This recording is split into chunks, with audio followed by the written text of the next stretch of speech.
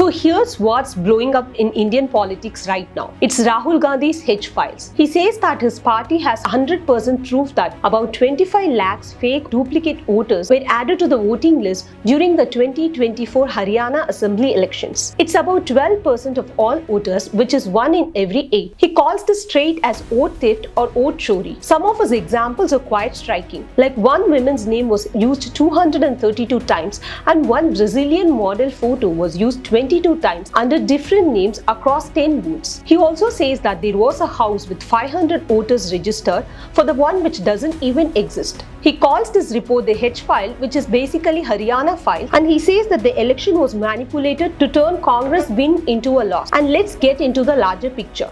It's not just about one state, it's about the trust in our election system. Just imagine if voter list gets messed up in one state, what about the other states? This one big question remains unanswered.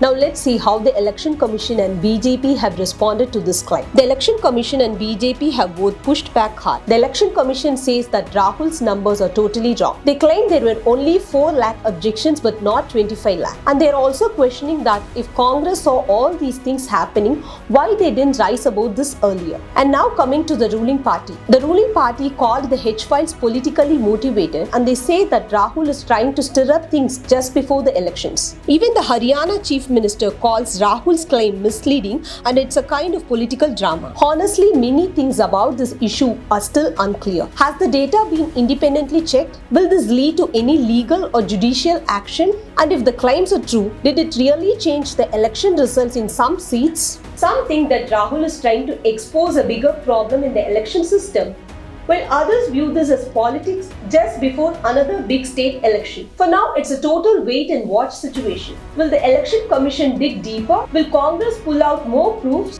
Or will this just become another political shouting match?